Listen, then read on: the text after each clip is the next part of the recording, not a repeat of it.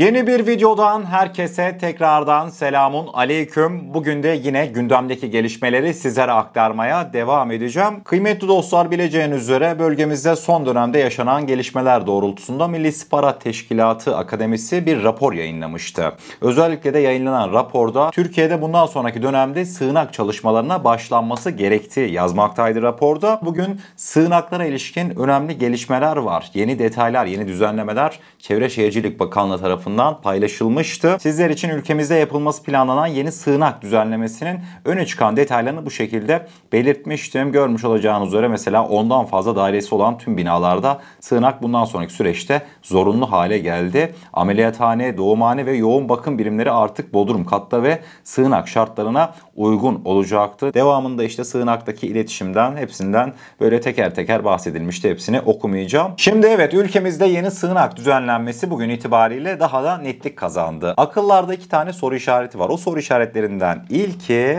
şimdi diyebilirsiniz, Kaan, bugüne mi kaldı bu çalışmaların başlaması? Yani baktığımız zaman ülkemizde zaten son 10 yıl içerisinde öyle bir konutlaşma hızı vardı ki, yani şimdiye kadarki konutlarda neden sığınak yapılmamıştı bu yönetmelikleri karşılayan? Bunu sorabilirsiniz. Hemen devamında da ülkemiz için sığınak önemli ama sığınakları doldurabilir miyiz? Olası, Allah esirgesin, kriz durumlarında. Neden bahsediyorum? Kıymetli dostlar, İran-İsrail geriliminde özellikle de İsrailliler artık bu konuda yıllardır, adamlar sürekli hep bir dünyayı karşılarına aldıklarından dolayı, o korku psikolojisinden dolayı, hani zulmetmeyi artık benimsediklerinden ötürü her binaların, her yerleşkenin altında tüm nüfusa yetebilecek kadar sığınak bulunmaktaydı. Fakat ülkemize dönecek olduğumuzda Türkiye hiçbir zaman İsrail'le aynı politikaları benimsemedi. Yani kıymetli dostlar, ülkemiz olarak hiçbir zaman biz tehdit edilirsek, işte başımıza bombalar yağarsa nereye saklanacağız diye hiç düşünmedik. Aslında hani diyoruz ya,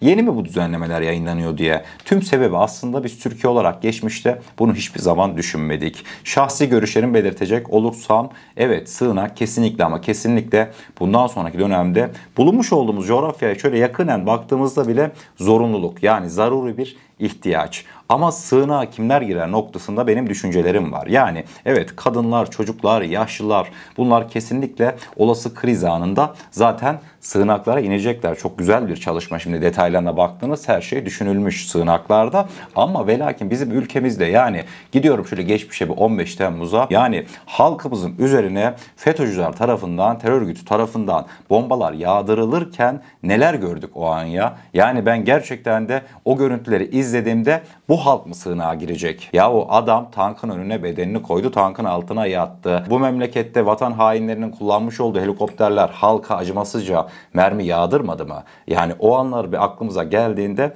ben şahsen, özellikle de belli bir kesim, siz kimden bahsettiğimi anladınız. Yani o kişileri sığınağa sokmak imkansız. Bundan dolayı Türkiye'nin yapısı itibariyle Türk milleti oturup da sığınağa girecek, işte sağda solda füzeler patlayacak, biz sığınakta bekleyeceğiz. Böyle bir şeyi bilmiyorum ama ne kadar uygular. Çünkü biz kriz anlarında, bileceğiniz üzere, biz ne yaparız biliyor musunuz? Sığınağa girmeyiz. Sığınağa girin diye işte bir emir mi geldi? Ne için? Füze gelecek. Biz füzeye atanı bulmaya gideriz. Yani milletçe gerçekten de bu konuda böyle bir tutum izlersek hiç şaşırmam. Tabii ki de Rabbim o günleri göstermesin ama sığınak konusu özellikle de yaşlı, çocuk, kadınlar, hastalar için önemli. O mevzunun yani başka bir tarafı. Benim şahsi görüşlerim bu şekilde. Yine düşüncelerinizi yorum olarak belirtebilirsiniz. Hemen devamında ikinci konu başlığımızda hep birlikte bir Yunanistan'a gideceğiz. Yunanistan'ın eski Genelkurmay Başkanı Floros'un yapmış olduğu açıklamalar son birkaç gündür gündem oldu. Yunanistan'ın eski Genelkurmay Başkanı Orgeneral Konstantinos Floros Türkiye hakkında aynen şunları söylemişti.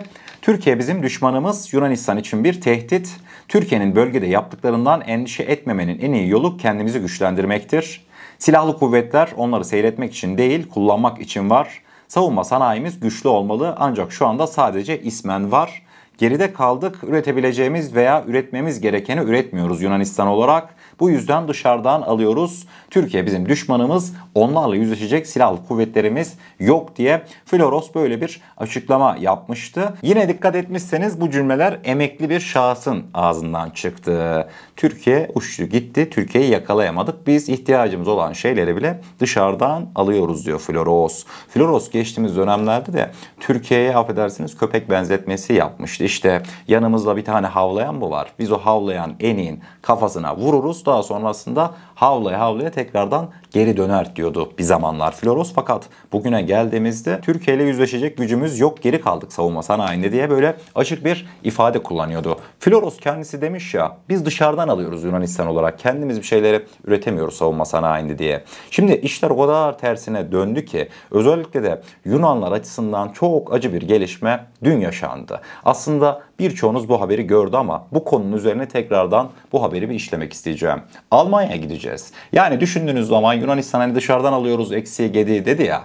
Kimden alır Yunanistan? Almanya'dan alır, Fransa'dan alır değil mi savunma sanayi ürünlerinin genellikle. İşte kıymetli dostlar, Yunanistan'ın bel bağlamış olduğu ülkeler bile artık bundan sonraki vakitte Türk teknolojisiyle buluşmak istiyor. Almanya'dan Türk savunma sanayisine olan ilgiye uzanıyoruz. Alman ordusunun teçhizat tedariğinden sorumlu kurumunda görev yapan üst düzey bir askeri yetkili, Almanya'nın Türkiye'den insansız hava aracı almasının ülke savunması açısından faydalı olacağını belirtti. Yetkili, Ukrayna'daki ve Çin'le ilgili gelişmelerle birlikte dünya bir anda çok küçük bir hale geldi. Tüm farklılıklara rağmen Türkiye güçlü bir NATO ortağı ve askeri açıdan oldukça iyi durumda. Bu nedenle iki tarafta bu ortaklıktan fayda sağlayabilir diye Alman askeri uzman böyle bir cümle kurmuştu. Duydunuz değil mi? Almanlar Türk insansız hava araçlarına sahip olmak istiyorlarmış. Bizzat Alman ordusunda görevli personeller böyle söylüyormuş. Ne yapalım biz biliyor musunuz en iyisi Türkiye olarak? Hani geçtiğimiz dönemlerde bizlere Leopard tanklarını işte Afrin operasyonunda kullandık diye, yok efendim işte o tankları Doğu bölgenizde kullanamazsınız, terör örgütlerine karşı kullanamazsınız. Çünkü niye? Terör örgütü onların işbirlikçileri YPG, PKK. Bizim Leopard tanklarındaki modernizasyon projelerini iptal etmişti Almanlar ya geçtiğimiz zamanlarda. Biz de Türkiye olarak ne diyelim biliyor musunuz? Tamam, size 2 parti, 3 parti işte TB2, Anka, Aksungur verelim ama ve lakin Almanya'nın doğu kanadında bu insan hava araçlarını değil uçurmak motorunu dahi çalıştıramazsınız. Böyle bir teklif yapalım mı? Ruslara karşı kullanamazsınız bu insan hava araçlarını diyelim mi? Veyahut da kullandığınız anda güncellemeleri bitiririz diyelim mi? İşte dünya böyle bir dünya kıymetli dostlar. Şimdi bize ne ettiler zamanında? Bugün geliyorlar kapımıza dayanacaklar 2 gün sonra. Bu haber de bizzat gerçek ha. Siz bize vermediniz. Bugüne geldiğimizde yani böyle de bir teklif sunsak, doğuda kullanamazsın git batıda kullan. Rusya'ya karşı kullanmayıp kime kullanacaklar değil mi? İşte böyle bir cevap verecekseniz bize, zamanında biz de YPG PKK'ya karşı kullanmayacaksak Leopard tanklarını kime karşı kullanacaktık değil mi? Batıda kullanacakmışız o tankları. Ulan zaten doğu yangın yeri değil mi? Daha durun, ilk şaşıracağınız haber bu değil bugün. Türk savunma sanayisine Almanlar bile boyun eğdi dedim ya. İHA istiyorlarmış. Devamında İngilizler, güneş batmayan imparatorlukta TUSAŞ'la son birkaç gündür vallahi sürekli bir şeyleri imzalayıp duruyor. Son olarak da kıymetli dostlar, Türk Havacılık ve Uzay Sanayi TUSAŞ'la Baes Systems insansız hava sistemleriyle ilgili teknolojiler alanında işbirliği yapmak üzere bir mutabakat zaptı imzalamıştı. Tabi doğal olarak bu işbirliği imzasından sonra akıllara şu geldi. Acaba Eurofighter Typhoon tedariğinden sonra bir insansız hava aracı işbirliği mi geliyor? Kıymetli dostlar, masaya dikkat ettiniz mi? Hani Mehmet Demiroğlu'nun hemen böyle sağ çaprazında duran makete. Neydi o? Aksungur maketi. İngilizler Hürjet ve Aksungur konusunda birazcık gözünü karartmış gibi görünüyor. En azından elimize kesin olmasa da ulaşan bilgiler bu şekilde. Yavaş yavaş bugün haberlerimizin sonuna doğru yaklaşırken kıymetli dostlar, bugün 7 Kasım 2025. Sizlere aktarmış olduğum Türk savunma sanayi teknolojilerinin baş mimarlarından olan Savunma Sanayi Başkanlığı'nın 40.